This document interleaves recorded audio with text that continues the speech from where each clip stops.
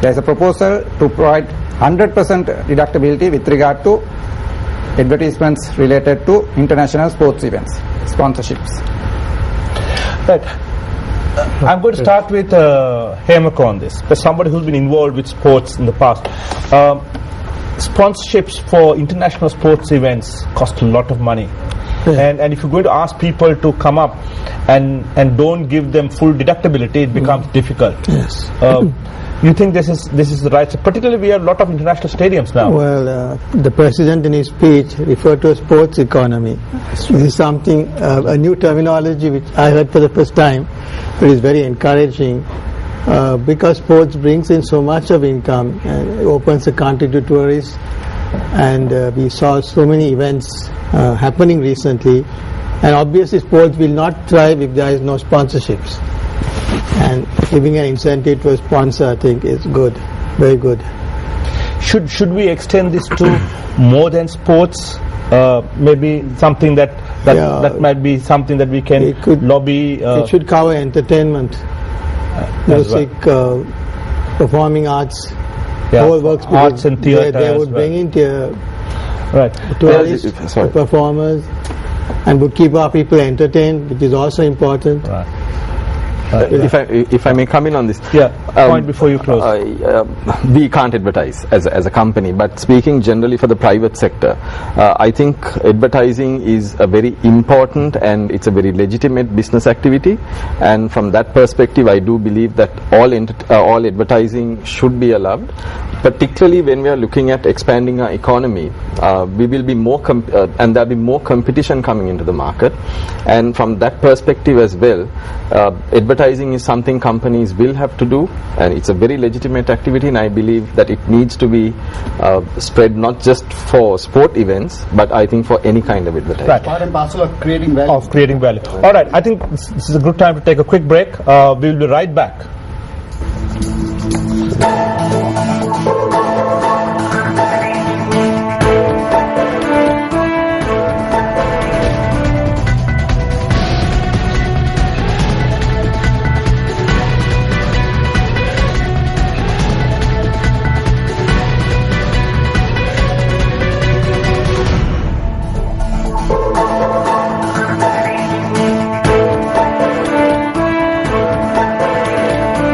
Let's have the next proposal that was announced today. 2011 budget introduced the concept of double deduction for research and development expenditure, and the previous budget introduced the concept of triple deduction for R&D, provided R&D is carried out through a government institution.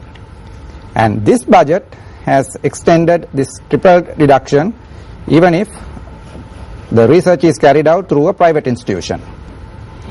Okay, I'm going to take that on, because you see, they say in any economy that needs to grow, R&D is an important part of it, and the governor talked about we're having a game-changing time at the moment. We're moving into a middle economy.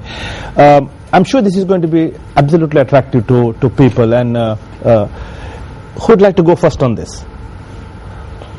Yeah.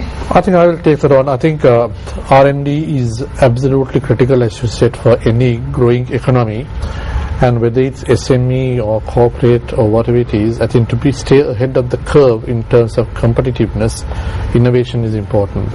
And while it was encouraging that they brought in this concession through the public sector, involving the private sector as a partner in this process is certainly going to pay. I'm sure the private sector will embrace this.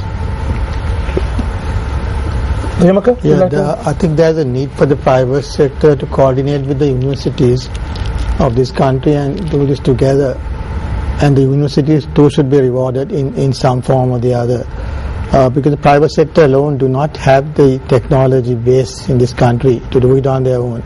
They've got to tie up with another science institution like the University of Moratuwa, for example, or the University of Peradeniya. We can bring this partnership together. I think the private sector can really get into R&D in a serious way and share the gains. Yeah, I think that's an excellent point. Governor, you like to? I actually endorse fully Hemaka's view on that.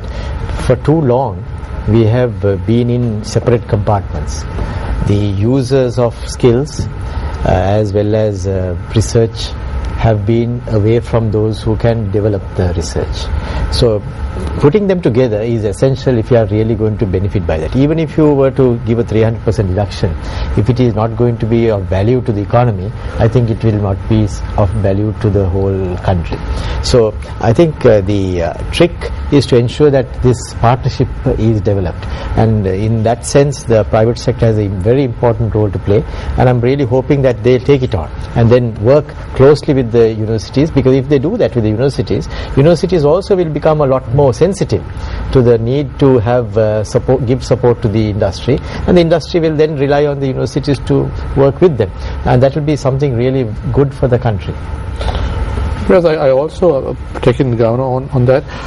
I think also if you look at this government's thinking in terms of the hub concept, one aspect is to, within a manufacturing hub, to bring in R&D and bringing the learning centers into one cluster in developing this. And I think if I can give you a very clear example of a success story, if you look at modern day Taiwan as to how they came out as an emerging economy, Taiwan doesn't have large scale manufacturing.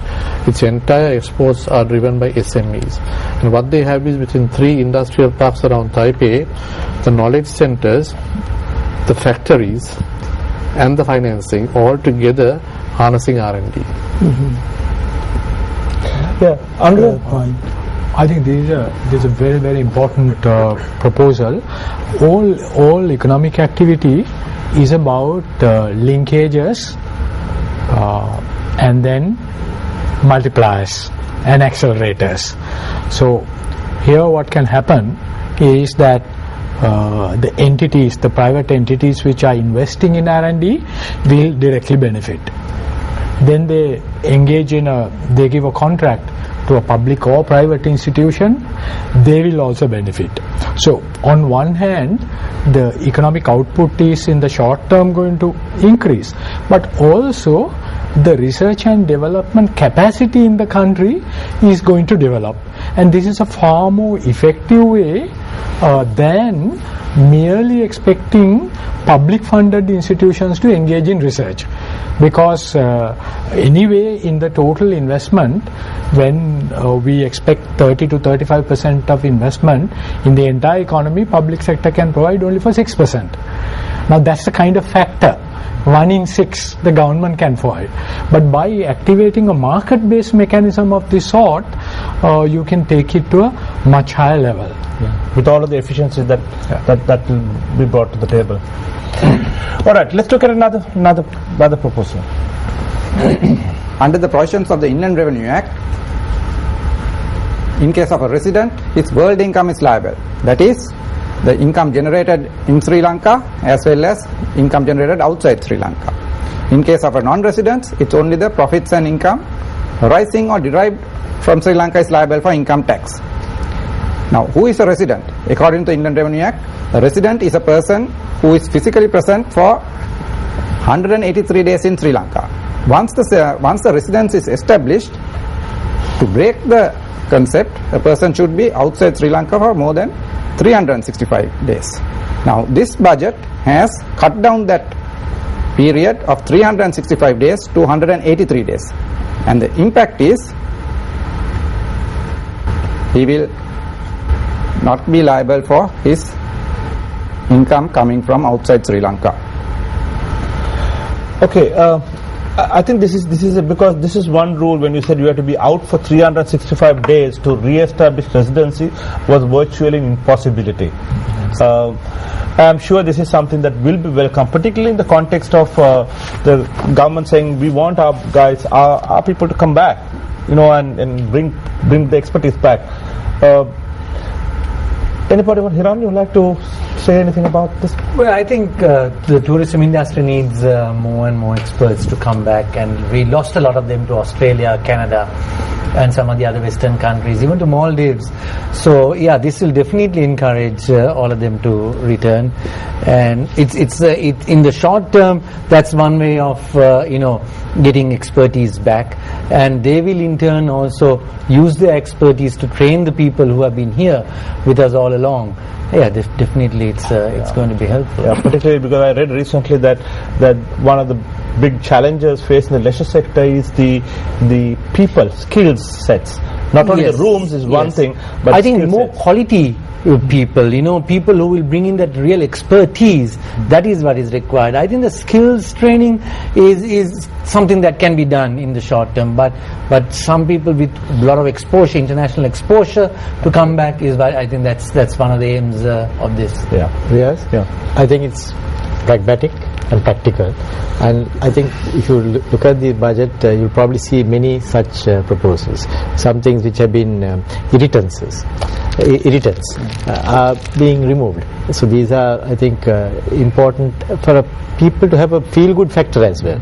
I think one of the ingredients that the President is attempting to take on is that people must feel good about the economy, and people must feel comfortable about making investments. People must feel that they're part and parcel and they're recognized and so on. So these are proposals which will give that impression and give that feeling. So I'm again glad that you've seen it that way, because that's the idea that is trying to be conveyed. Okay, Hemaka? I think there are lots of Sri Lankans out there who want to come back and they want to have dual residency. So I think we got to give them the best tax opportunity to do that. And we need them. We need them back very badly, and why not give them that opportunity? Absolutely. Encourage them to come back through the tax system. Okay. And if you couple it with the other proposal where they could bring in up to $5 million, where if they have savings outside, I think that will give the rationale. Better, you can see the connection between these two as well. So I believe people can now make use of those proposals and then come in a serious fashion into Sri Lanka. I'm going to take one more proposal before we break. Suresh, would you like to comment on that? This budget has introduced very interesting capital allowance rates for acquisition of plant and machinery by certain industries. If an industry involved in new technology or to upgrade the technology, if plant and machinery are acquired, then they can claim that expenditure in 2 years. In other words, 50% rate has been introduced. In case of energy industry, in 1 year they can claim the entire cost of acquisition. In case of establishment of a broker back office, again 100% capital expenditure. So in 1 year the entire thing could be recouped. In case of export industry, it's 50% in 2 years, that means. Yeah, I think in most jurisdictions governments use capital allowances to get people to invest, because ultimately when people, investment is key to grow if you're going to get this going.